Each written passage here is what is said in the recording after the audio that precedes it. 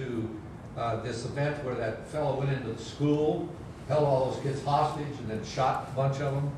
And one of my favorite quotes out of there, I don't know if favorite's the right word, but one of the most stunning quotes was the first kid that got shot was a 12-year-old girl, I think.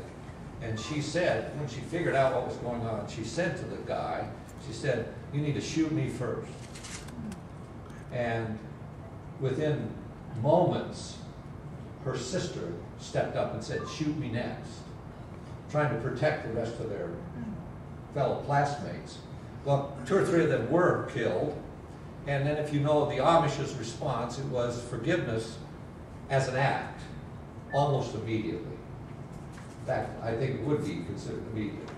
And so it's a powerful piece in this story, and they say, you know, one of the things that the Amish do is it's so embedded in their culture that they just do forgiveness without, and then process it later. We think we have to process it in order to get to the point where we forgive. They believe that forgiveness is an act that then you begin to process. So that's just a comment embedded in this documentary. There were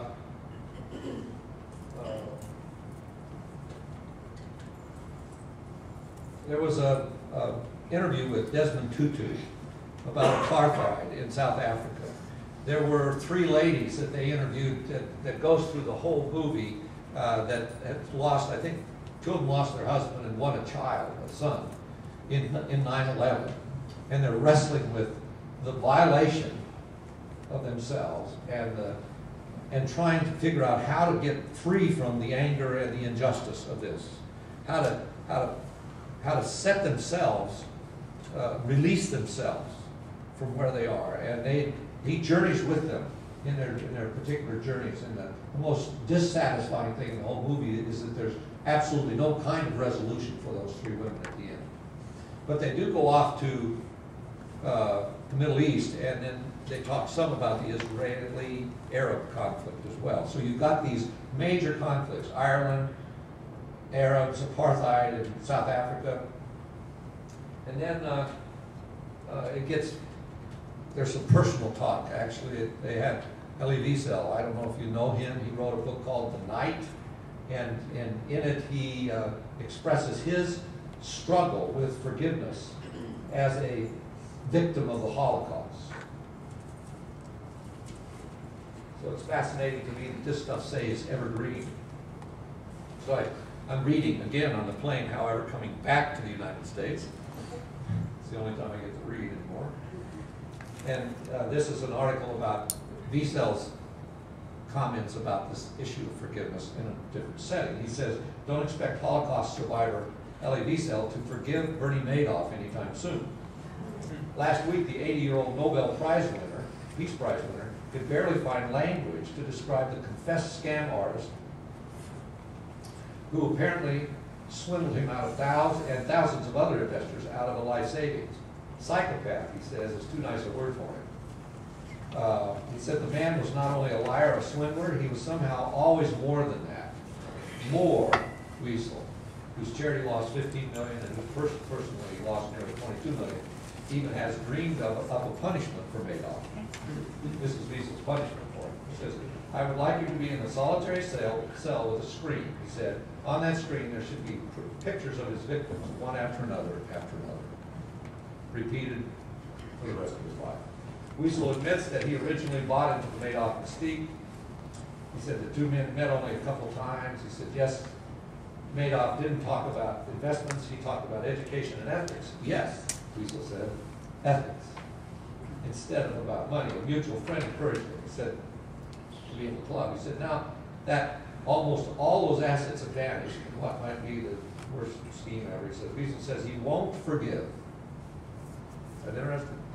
He says, I won't forgive, but neither will he take revenge.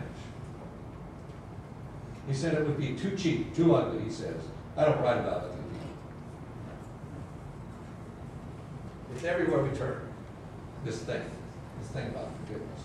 And so I thought it would be good to just pause and have a conversation with a bunch of people who I know have some knowledge about this from lots of different angles. And so that's what we're here to do tonight. Now, if you know me at all, you know that I like cartoons. So cartoons have something to say about forgiveness as well. This is a family circus cartoon.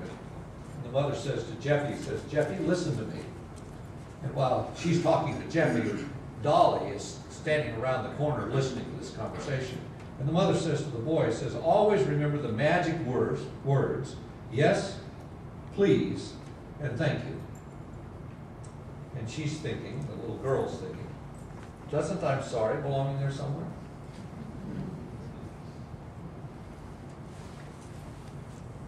Rat standing on the corner. And a pig's talking to him. The rat says, I've decided to start saying sorry for all the wrongs I've committed against others. And the pig says, well, because you've realized all the pain you've caused? And the rat says, well, because I've realized sorry is just a word, you can say it without meaning it. And the pig says, well, that's not nice. And the rat says, sorry. Sorry.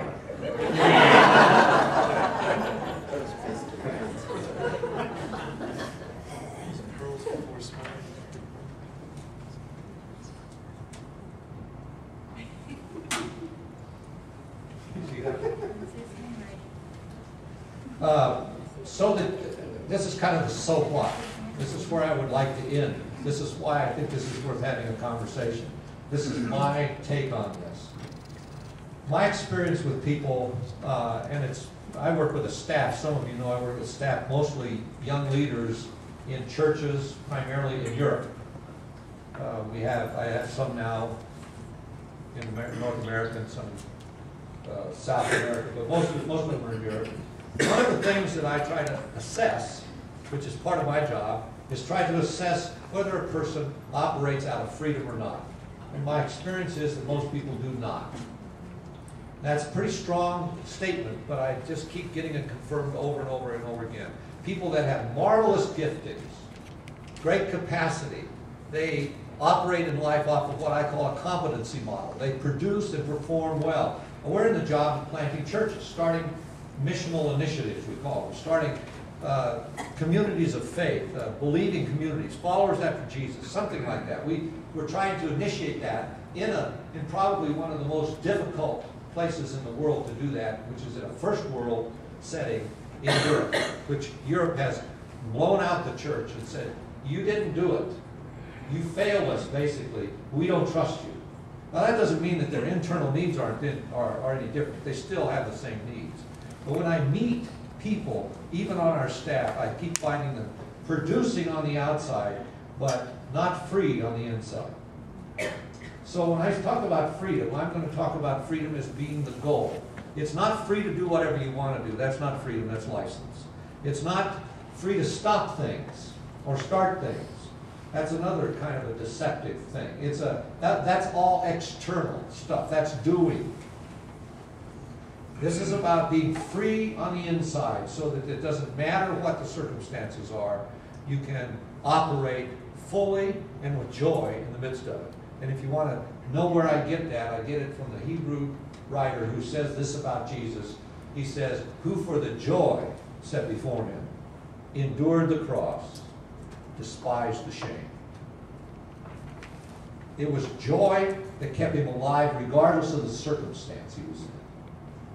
We have another language piece out of Scripture where it says, Paul says, I learned how to be content. The word content means I learned how to be self-sufficient, independent of circumstance. I'm reading Ecclesiastes again, and Ecclesiastes says this about wisdom. It says you should get wisdom. Wisdom is a good thing to get.